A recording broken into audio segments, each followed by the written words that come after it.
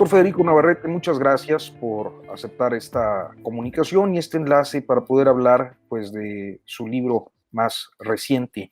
Sin duda, pues creo que los trabajos que ha venido publicando en estos años han puesto sobre la mesa un tema fundamental que está por momentos, pero que tendría que estar más en la discusión pública, como es el del racismo, y esta vez creo que enfocado pues hacia un público infantil. ¿Cómo tomó esta decisión de cambiar, digamos, el público, el tipo de lector? Bueno, en realidad yo siempre he escrito para niños. De hecho, uno de los primeros libros que publiqué ya hace 20 años es Huesos de Lagartija, que es una novela para jóvenes y para niños sobre la conquista de México, una novela histórica y que ha tenido pues mucho éxito y se vende desde hace más de 20 años. Y eso realmente, para mí, tanto la literatura para jóvenes como los libros que escribo para el público más amplio son parte central de mi labor de historiador. Yo soy historiador de profesión y me parece que la difusión histórica, que la socialización, que el compartir con la sociedad lo que la investigación histórica nos aprende y y las reflexiones que hacemos desde la academia es fundamental, porque pues finalmente nuestro conocimiento pues sobre todo debe tener utilidad para la sociedad. Entonces pues a mí me interesa llegar a públicos muy variados, al infantil y también a los adultos, y con temas diferentes, pero siempre con preocupaciones comunes. Es un contexto interesante porque son dos efemérides importantes para pues la historia de este territorio. Una es pues los 500 años de la fundación de México Tenochtitlan y la otra es el bicentenario del México independiente. Hay una, digamos, aspiración a que este trabajo pues tenga un significado especial en este contexto. Pues no, realmente, yo desde hace, a mí creo que el centenario más importante que celebramos en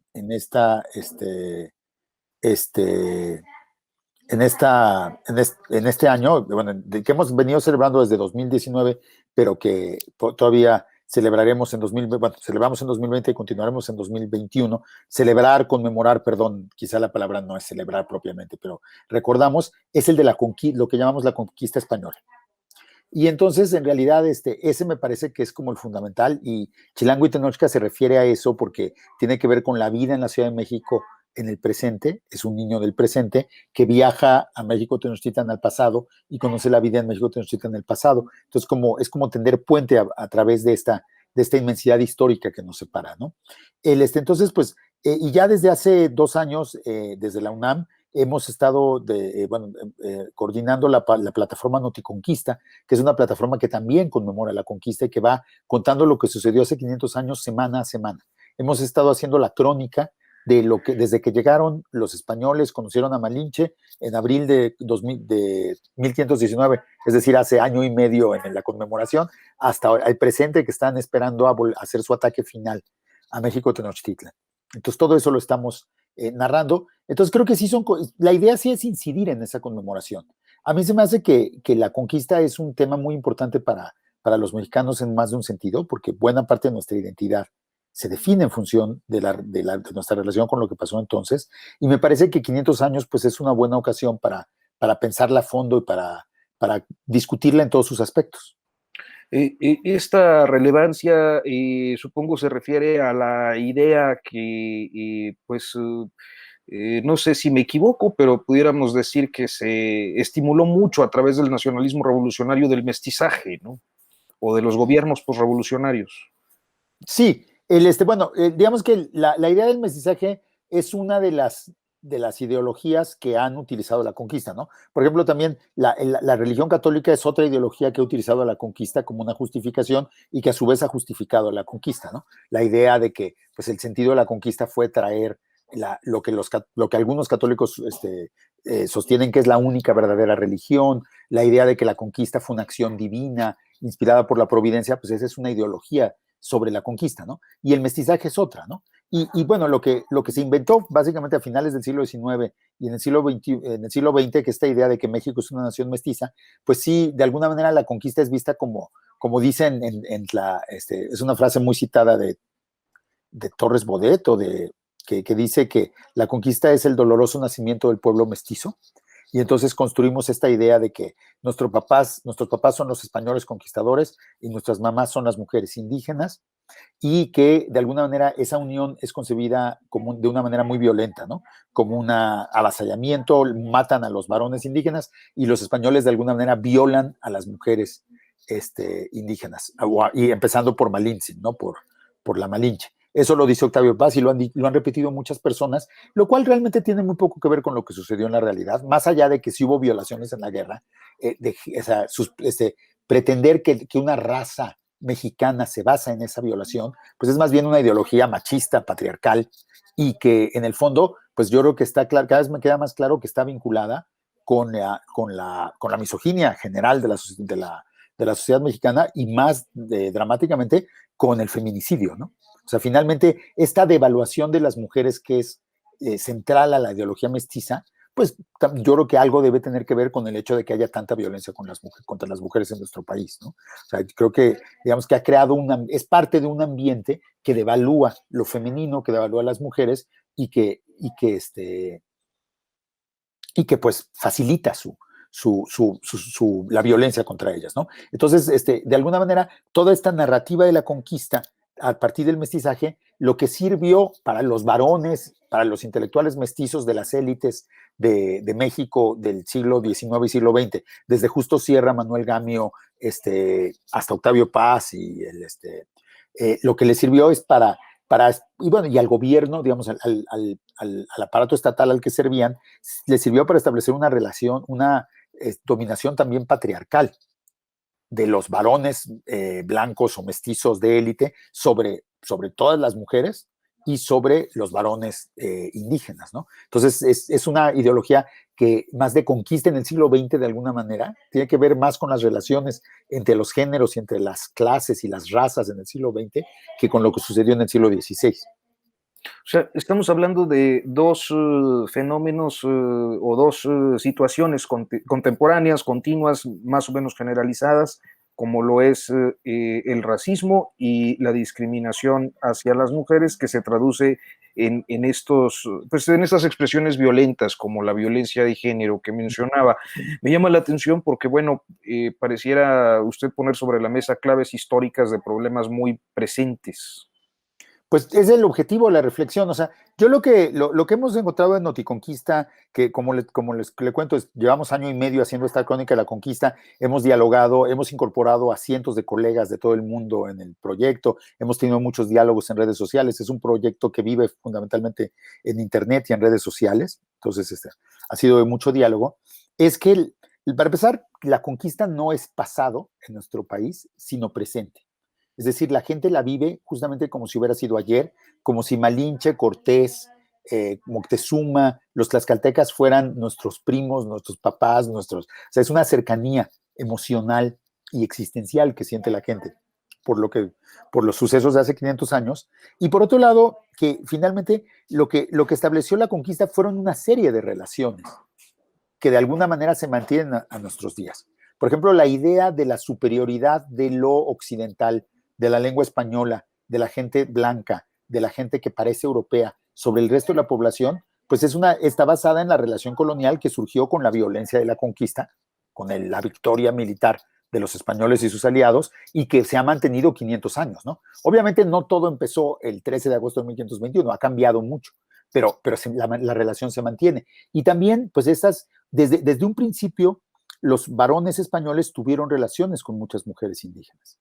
Y desde un principio esas relaciones no fueron tratadas de la misma manera que como se trataban las relaciones entre hombres españoles y mujeres españolas. O sea, era raro que los españoles se casaran con sus amantes indígenas o con sus compañeras indígenas. Era raro, no siempre reconocían a sus hijos. Y entonces se crearon como formas de parentesco que implican una subordinación de lo femenino, una negación de lo femenino, que a lo mejor se mantienen hasta la fecha, ¿no? Yo, por ejemplo, lo que también hemos estado encontrando en investigaciones recientes sobre racismo es que, por ejemplo, Patricio Solís en el Colegio de México encontró en encuestas que más del 40% de los casos de racismo que reportan las personas suceden en el ámbito familiar. O sea, en el ámbito familiar es donde hay casi, y de hecho es el lugar donde más actos de racismo suceden. Más que en la calle, más que en las instituciones, más que en los hospitales, más que en las escuelas. Y sabemos que en todos esos lugares hay racismo, pero el principal racismo es en la casa. Y es entre parientes. Y eso tiene que ver con una historia que también estamos empezando a pensar, la historia de las familias mestizas, ¿no? La mayoría de las familias que se llaman mestizas en el México de hoy, por una cuestión simplemente estadística y demográfica, eran familias que hace 4 o 5 generaciones hablaban una lengua indígena. Ya fuera náhuatl o mixteco o zapoteco o rarámuri o muchas lenguas diferentes, ¿no? Y en algún momento, en el momento en que emigran a la ciudad, en que van a la escuela, en que buscan un ascenso social, en que buscan progresar, como se dice, o mejorar socialmente, se toma la decisión de dejar de hablar la lengua indígena. Y ese acto generalmente es un acto que decide un varón y que impone al resto de la familia. Entonces ahí, en esa decisión que es tan íntima de ya no te voy a hablar, ya no te voy a enseñar, hijo, mi idioma, o vamos a prohibir, en esta casa ya no se habla purépecha, ahora se habla español, muchas veces también es un acto de violencia masculina o de autoridad masculina.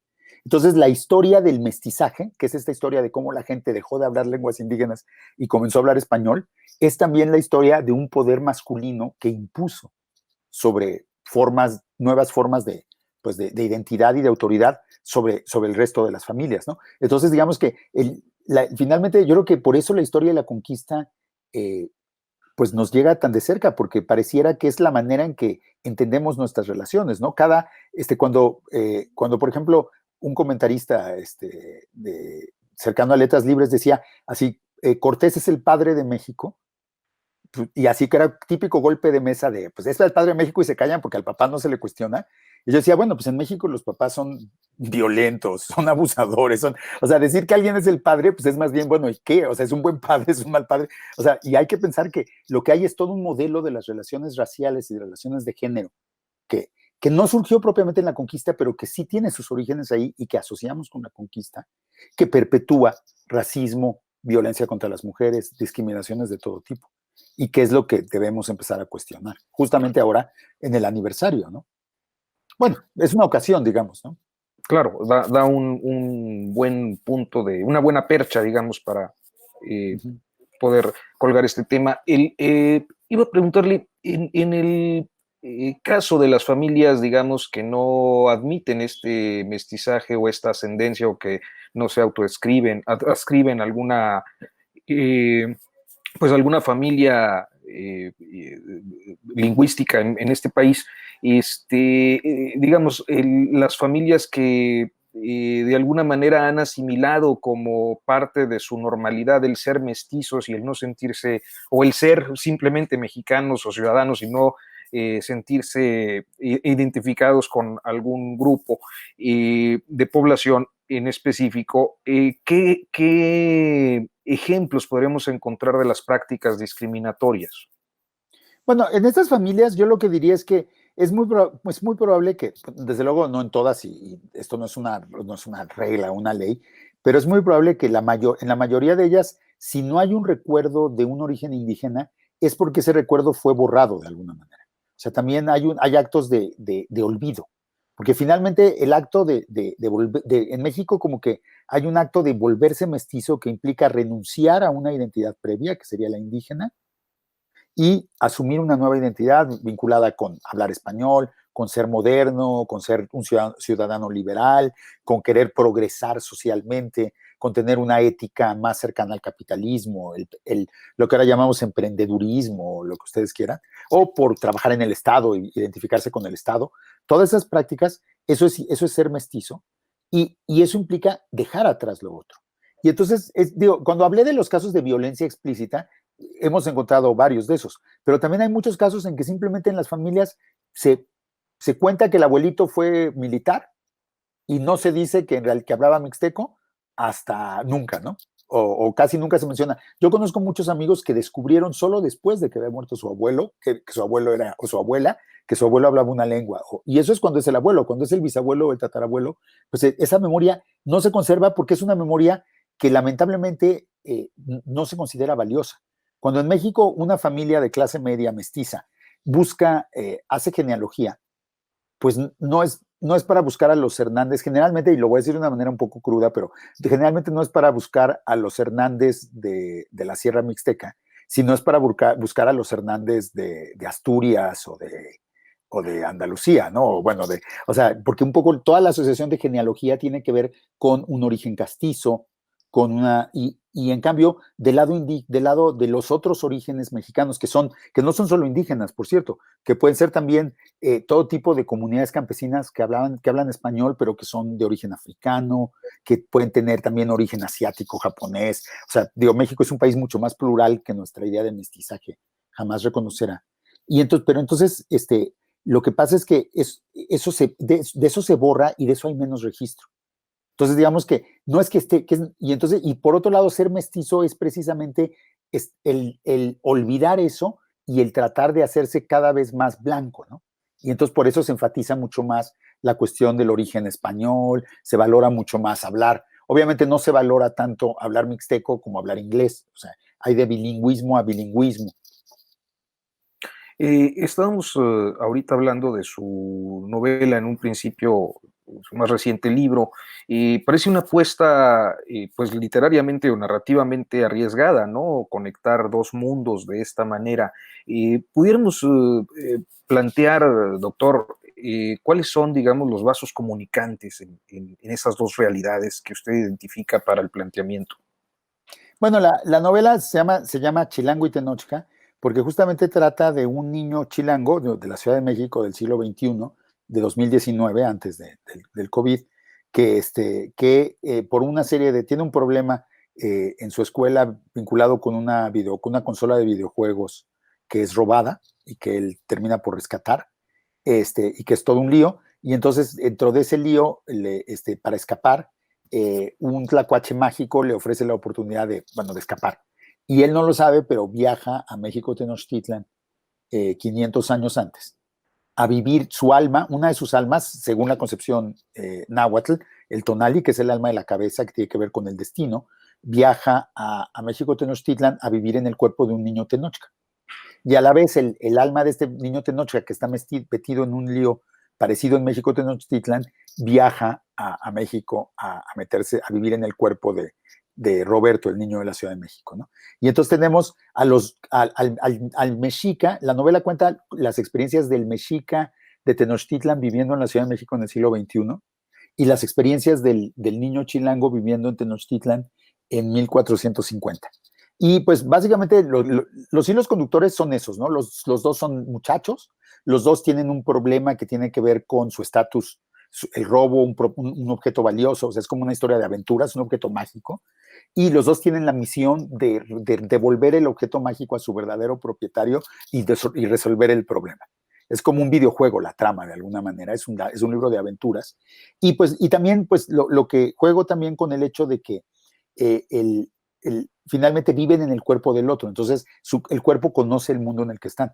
Entonces el cuerpo del niño Tenochca es muy diferente al cuerpo del niño chilango y entonces también muestra las diferencias sociales. Y entonces pues es una apuesta a mostrar cómo hay diferentes formas de ser persona. Y aún en el México de hoy siguen existiendo muchas maneras diferentes de ser persona. Entre los pueblos indígenas de hoy, la gente tiene 9 almas y se enferma de enfermedades que nosotros ni siquiera conocemos y no creemos que existen, pero que allá son mortales. O sea, los cuerpos son muy diferentes, no solo las costumbres, no solo las formas de comer o de vestir. Entonces, entonces es una apuesta también por compartir con los lectores la pluralidad humana de nuestro país y que la reconozcan, que es la mejor manera de combatir el racismo, justamente. Pues, doctor Federico Navarrete, muchísimas gracias por esta conversación y esperemos que este libro, pues efectivamente, contribuya, como toda su obra, a esclarecer y a tomar conciencia de una realidad que durante mucho tiempo en este país se había negado. Fue un placer. Hasta pronto. Hasta luego.